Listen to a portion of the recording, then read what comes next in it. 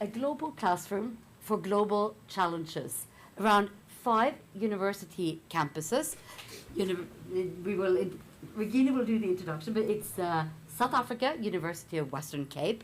It is Canada, Toronto Metropolitan University. It is the US with the University of Washington. It's in Seattle. And it is the University of São Paulo in Brazil. And then the University of Bergen and the Department of Government. Why is this important? This is important because global challenges are wicked issues that affect us all. But how we look at it and with what lenses and who gets to decide what is a global problem and how is it to be solved? Who gets to write about that? Who gets to be in that global conversation? That is the key. And so as part of this project, which has a big part of it, and we'll get back to it, is the mobility of our students, our master's students. It's also a pledge to together create joint curricula for two master courses, one on climate governance and one on either artificial intelligence or migration. That's something we're going to be discussing over the next few days. But this is us pledging to work together and to actually have a global voice with northern voices and southern voices and young voices. It's like slightly a little bit more mature voices and bad ears coming together to actually really grapple with the real global challenges facing our time. And that's all I'm going to say. And there's more space here, darlings. So with no further ado, and with a great pleasure, I introduce to you the PI, the principal investigator. So it's a very flat project, I think but we needed a boss. So here it is, my fantastic colleague, Regina Pohl, who will then be the moderator and also introduce the panelists. Take it away, my darling. Thank you, Lisa, and I can't see the clock, so I'll try my best to keep on time. The panel today that springs off this project that we're just starting, we should say. We started in March, and we also have a project meeting related to that. Is really our thinking together with you, together with our partners, about what the decolonization of classrooms, what creating a global classroom could take, what's experiences of our partners with decolonizing and indigenizing classrooms already, because they have much more experience in that than we do in Bergen. What are the challenges around that? What types of students do we think would benefit most from these exchanges? How can we involve also the students who don't benefit from mobility themselves? And these are the kinds of questions I want to put to this roundtable today. But before I introduce the questions, I'll introduce our dear partners. And I'll start with Daniele Regit from the University of São Paulo, who is there professor at the Institute for International Relations and one of the PIs, COIs, whatever, on this project, right, with us, Daniele. Co-PI, exactly. Yes. We're all co-PIs. And then we have Rachel Tchaikovsky from the University of Washington in Seattle, who is a political science professor and chair at the Department of Political Science there, but also has co-affiliation with the law department there. Welcome, Rachel. And to my right, we have Angela van der Berg from the University of the Western Cape, who directs the Center for Global Environmental Law there. I'm very happy to have you, Angela, with us. Carolyn Jones is next from the Toronto Metropolitan University, who directs the School of Public Policy and Democratic Innovation there. Very welcome. Very happy to have you here, Carolyn. And we also have two of our current and past, recently graduated, I should say, applause, students from our own master program that kind of hosts this project on our side. The master program in Politics and Governance of Global Challenges, Pernille Lee, who is going on exchange, and we'll say a couple of words on that later on, and Yanira, who has been to Sao Paulo, not on this project, but who can share some of her experiences about mobility with us as well. Welcome, everyone. So There's just one thing, because I was just wondering. So one thing that I forgot to say, we are committing ourselves to the law transform tradition. There will be 15 minutes of Q&A at the end. I just forgot to say that. Yeah. And but we'll kick off the conversation with really short statements from our 4 partners, first of all, on one questions at a time. And I'll just start with the first one, which is, if you could name one concrete experience or practice that you already have at your institute around decolonizing classrooms, diversifying classrooms, what would that be? What would you want to share with us? For starters, and maybe we can just start with you, Daniela, and go round. Happy to. So very happy to be here again with you all.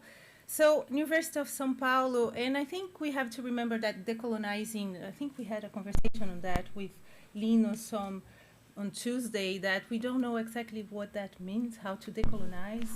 She only said that it has to be very gradual and it has to be very contextualized. And having said that, I think in Brazil, the experience that we had that was most impactful was the affirmative action policies that we had implemented since 2012. In my university, University of São Paulo, it was since 2017. So according to these affirmative action policies, we have to reserve part of the spots, 50%, of students coming from public schools and self-declared Black, Brown, Indigenous peoples' origins.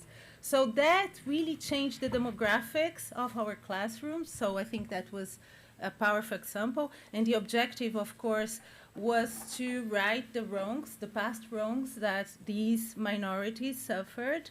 And it actually helped to democratize access to higher education. So that was really impactful in Brazil. And I think it changed the way we teach, the way we look. And I think for me, that's it. Brilliant, sounds great. And I'm sure we can come back to that. Rachel, what would you share with us? Yeah, I wanted to share 2, sort of one at the university level and the other one almost more at the department level and within the classroom.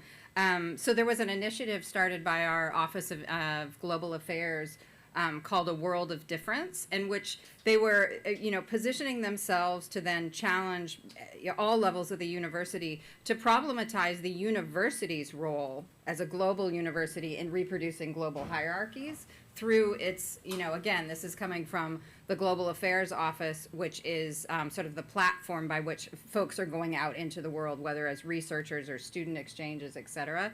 And so this initiative really was having us rethink even a set of guidelines about interfacing with other communities and our role as a global university coming from the global north. So that initiative has been really interesting to see how that's getting implemented in the guidelines and the kind of community building around creating those guidelines. And the other point I would make is, so again, I have this joint position in political science as well as the Law, Society, and Justice Department, which is actually a slightly different from our law school. It's an undergraduate socio-legal program, but within that program from the get-go, it has been very mindful of a kind of a set of a mission statement and a set of values that really sort of institutes a kind of decolonizing the classroom, of understanding power from the bottom up, of encouraging everyone to be taking a global perspective in terms of the readings they're putting on their syllabi, even courses that maybe just focus on the U.S. system, so to speak, right? They're not meant to be global, but the encouragement is actually to at all types of courses to encourage having those voices within, and that's been very, very successful on a department level too. Thank you so much, Rachel. Yeah. This is great.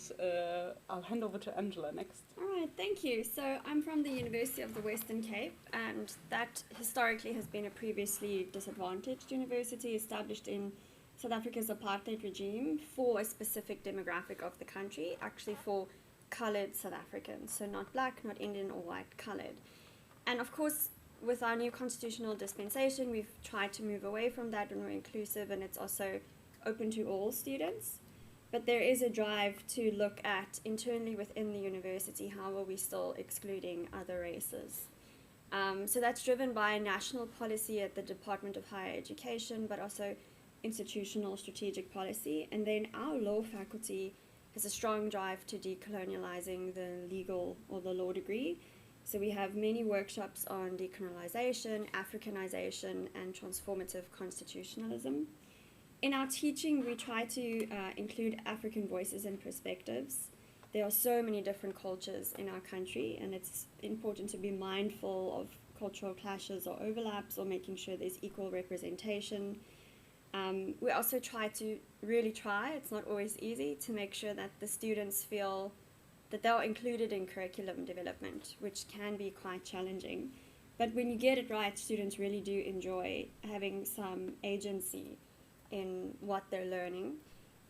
Language inclusivity is also developing practices. Our country has 11 official languages, but many more forms of dialect. So we can't translate curriculum outlines into all languages, but maybe the 4 dominant non-English white languages. And then we also are busy with policy review, as I've already mentioned, at university level. So it's not just a government-driven process. We're looking internally at the university's institutional policies to see how we can move away from what the university originally was established for during apartheid to move towards more an inclusive education. So super interesting to already see like the different approaches as well coming along. I'll hand over to Carolyn. Thank you. Well, so I'll say we do have a little different approach in Canada. Decolonization means a very specific thing. We've been transitioning through a process called truth and reconciliation. So a lot of what's going on at the university actually stems from the historical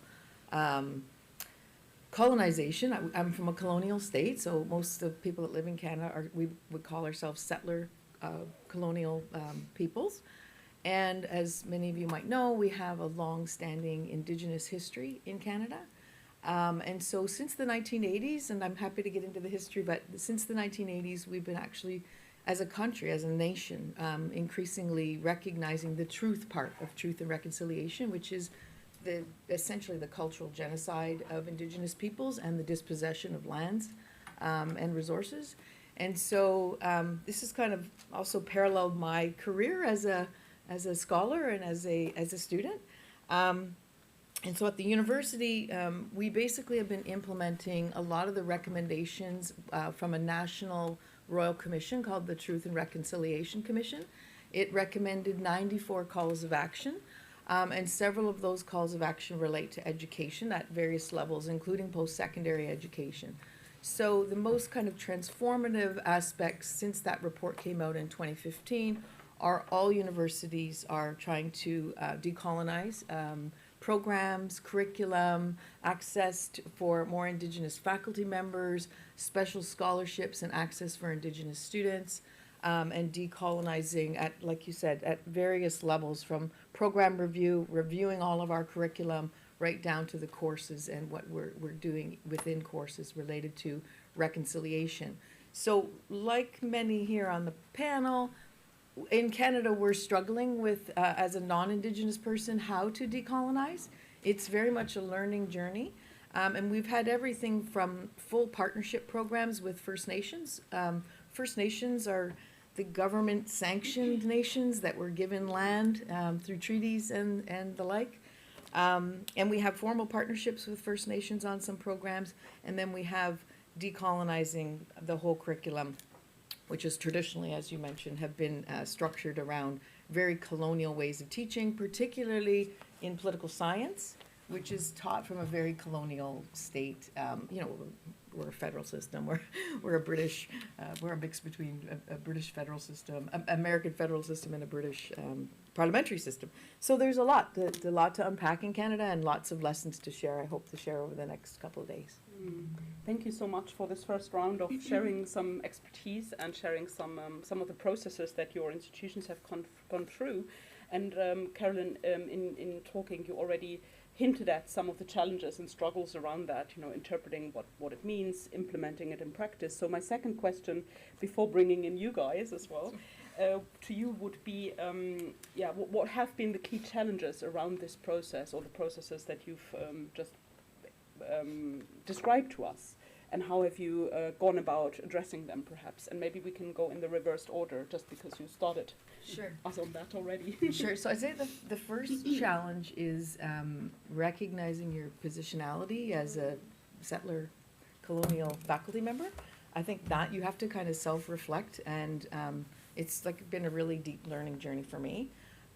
We started a program in 1999 with a First Nations organization, and at that time, every faculty member was not Indigenous. And now 25 years later, 95% of the faculty are Indigenous. So you can kind of see that that was a real struggle, is to kind of teach decolonization when, you know, that's not your lived experience. And so you have to struggle with that. So positionality and deep reflection.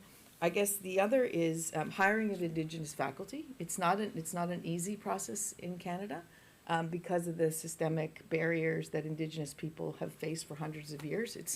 It's very difficult. You have to have a student base. You have to look at alternative ways of recruiting. For instance, not requiring a PhD to become a faculty member. Having alternative ways of entering these kinds of roles where you're going to be decolonizing the curriculum. The other big challenge in Canada is that we have 640 First Nations. They are very diverse. So when you're talking about Indigenous in Canada, constitutionally we refer to Indigenous Métis, which are French Indigenous peoples, and then Inuit, which are the Northern Indigenous peoples. So, and those are three broad categories, and within them there's a lot of diversity. So when you're talking about decolonization, you can't be just assuming when there's all different types of Indigenous peoples in Canada. And a high percentage of them, as a result of colonization, are in urban centers. So urban Indigenous people have very different challenges that we have to relate to, as opposed to those that live on First Nations, which are communities, reserves that have been set up by our colonial legislation. So, you know, those are real challenges. And then, of course, finding students that in our curriculum, in our own curriculum, we teach government, we teach public policy, public administration. And increasingly in Canada, over the last 20 years, most of Indigenous students don't want to take that kind of education. That's basically you're studying the colonial state. So we're trying to kind of grapple with the big challenge of Indigenous studies and how does that reflect in political science and public policy. So those are the big ones. Excellent. Thank you so much. Angela, you go next. Thank you. It's really interesting. I thought we are diverse, but definitely not as diverse as Canada.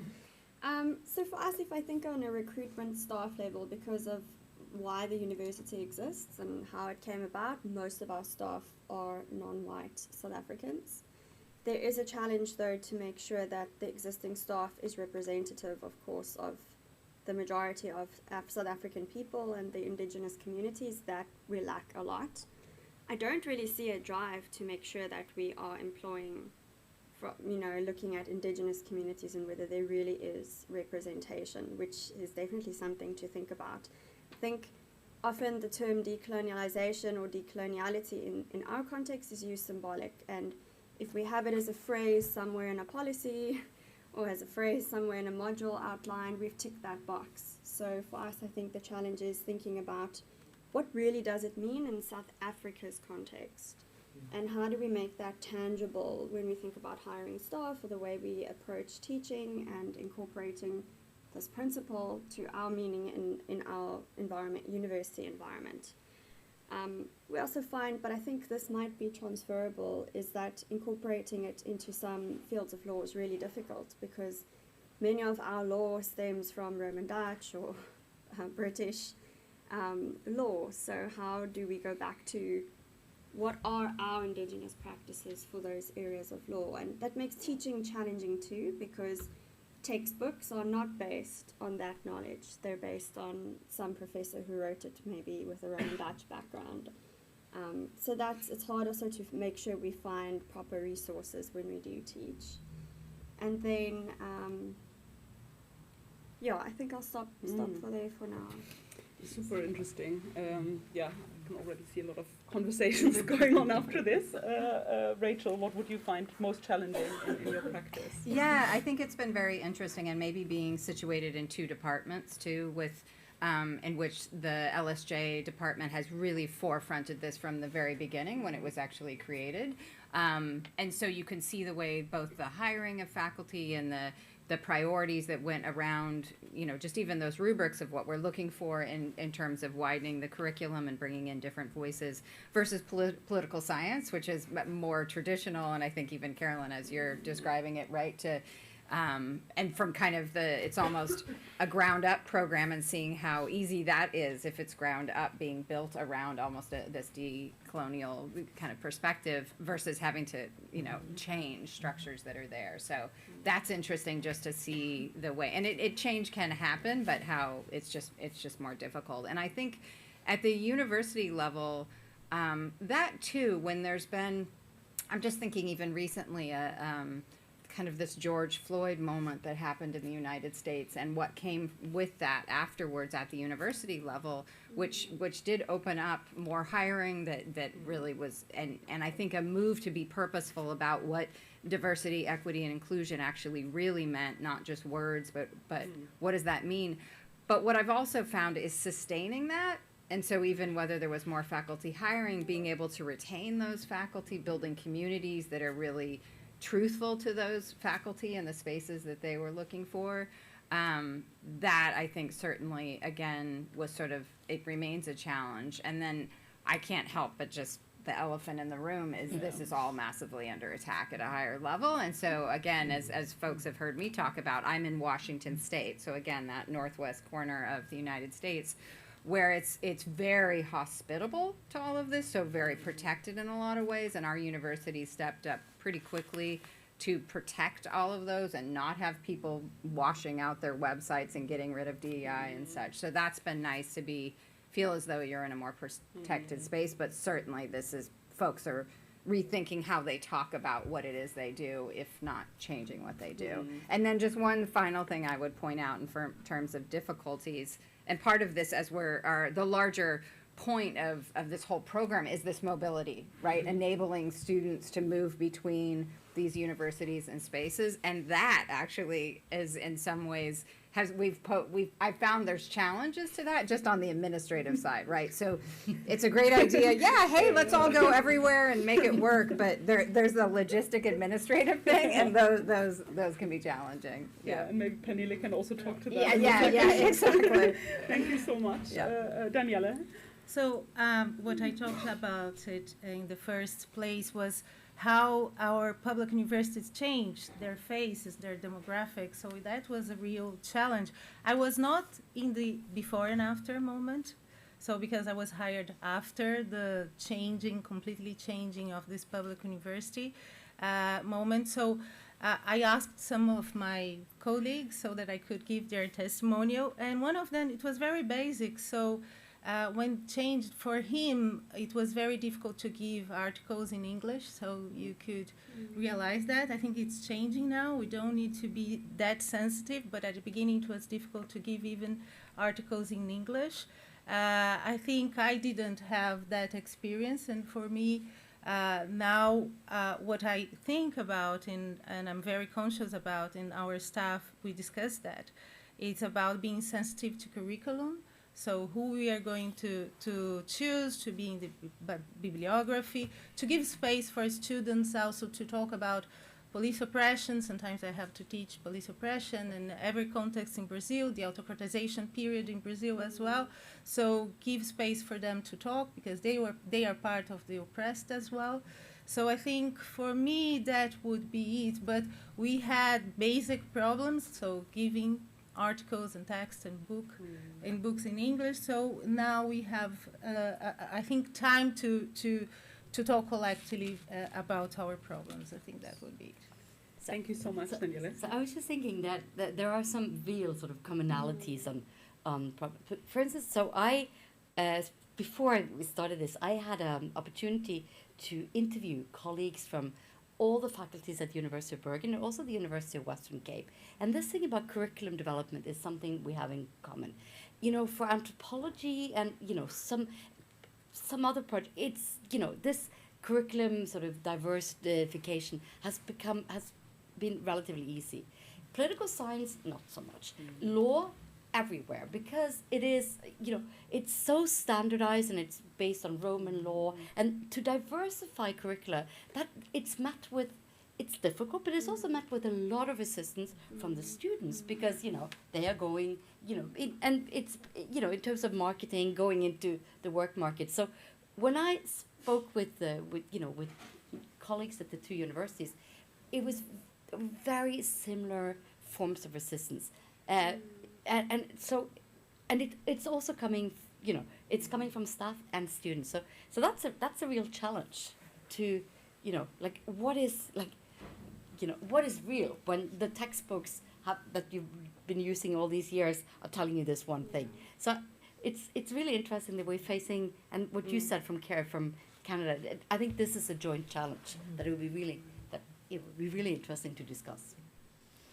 Thank you so much. No, I think this is a very important addition, also to think about this relationship between pluralizing the epistemologies, I guess, while at the same time knowing that these structural constraints and inequalities on the labor market and elsewhere are still there, right? But I really want to hand over to our students before we open up. We have 3 more minutes to the floor, to the audience, and that is really to think about the perspective of the students on a program like this or a project like this where mobility is central, where learning more globally through exchange, through meeting other people is central. What are your experiences around that? How do students benefit? Which students benefit most from that? How can we make it inclusive? And maybe we'll start with Enira, because you've already been to São Paulo visiting Daniele. Yeah, I think I'm just going to add that I came from, my bachelor's degree was in a former institute which was called Colonial Institute in Portugal. Yeah. So for me, colonization was very important in terms of, specifically in terms of diversifying my knowledge and the production of knowledge, and also which kind of curricula is teach, which kind of knowledge is considered deemable of respect, and all of this. So for me, in a sense, I went to Brazil to actually learn new literature because in terms of positionality as a Black person living mostly in Europe, we know that in Brazil there is a lot of production, social-political production of Black people that are very much new in a sense. They have this kind of novelty, but it's also very critical and very centered in lived experience. So I wanted to be immersed in that space and actually learn new literature, new perspective, and all of this.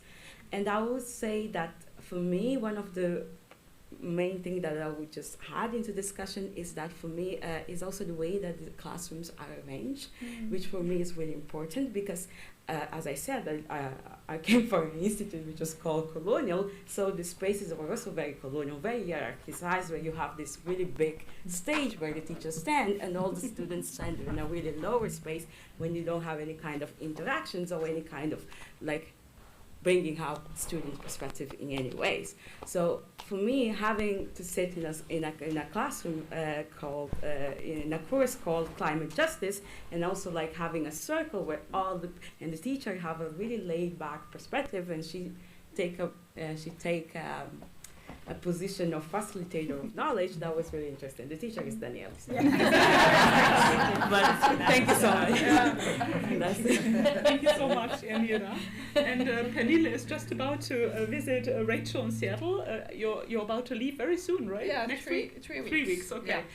And I guess it has not been the easiest preparation administration-wise. Yeah. And that's not because of yes, any of our doing. Right.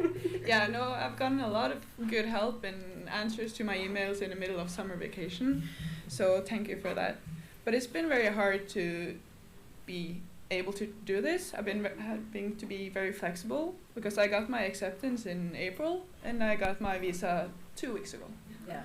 And it's been a lot of uncertainty, but I've been having very good help. But I think that to study global challenges, I can't just sit in Bergen and talk to Norwegians. I'm not going to get very far. And that's a very big advantage of this master's program in the first place, is that we have a lot of international students and we get these project-based masters. We get to talk to each other, be part of a PhD course in climate justice, kind of talking to everyone all the time. But yeah, I'm very excited to go and be part of something even more diverse, I think. But it's been a struggle, and hopefully that means it will be easier for the next student to go next year. Yeah. Thank you so much. And I think we stop there from the panel and should really hand over the floor. I'll start with your question, because I think this is something we're starting with one thing. So what is the interesting thing with both Yanira and Pernilla and these mobilities is that it's a combined, they take courses, but they also work, they have internships. So Yanira worked for an environmental organization, and so is Pernilla going to, I won't steal your thunder. But my point is, that's one of the things that we're trying to innovate, that the mobility has, an internship built in. In the master course, we also have internships where our students can work one semester for an organization. But your question is more challenging, and I really like it, and I think we bring it into our workshop. Like, how do we go out? Like, how do we go out and actually bring teaching into communities? I know this is something University of Western Cape have much more experience with than the University of Bergen. So I'm just tabling this for the discussion this afternoon. So thank you. So, and then we have two more questions, and you. Do you have any of I want to say something to both. Any of you want to speak directly to this last question? Because I know that all of you. Yeah, I mean, I could just jump in and say that actually, quite formally, the opportunity, we call it service learning, in which there'll be a parallel experience with a normal kind of course and curriculum, is the opportunity to go work within an organization, sort of like an internship, but it can take a lot of different forms in which it's bringing those. It's almost as though you're kind of doing the academic reading and the scholarship part, and then you go out into the world and see how and if that works in practice, and then bringing back actually more of the voices that maybe you're actually seeing. And so I teach a women's rights as human rights class, and which is quite interesting to sort of then go into organizations and kind of bring that back to the classroom and what they've observed or seen, and maybe how this article maybe they read that was about maybe that sector or something isn't quite right, and so then it helps almost reflect again then on the scholarship part of it too. So that interaction, and that's been going on a long time. And again, I think more the Law, Society, and Justice Department that's very integral to it. It has, and likewise, it has always had a very robust study abroad component, and so faculty themselves go abroad somewhere, take a group of students, and they're interfacing directly with community members and organizations there, which I think then truly kind of help inform the classroom in the way they're learning. That's just one point I would say to that. Carolyn? It's a great question. I think we need to do better at this. I'll just say the program that I mentioned that we developed with First Nations organization in public administration and government, it was taught at First Nations. So there were some classes at the university, but most of them were on First Nations or in places where First Nations, a variety of nations, could gather to have a week-long course. So the structure was different. As I said, we transitioned now, it's 95% taught by Indigenous people in Indigenous communities, but that is the exception. Like, the vast majority of university learning is not in that form. And so we need to do a better job at kind of getting beyond the university, the confines of the kind of the boundaries of the university.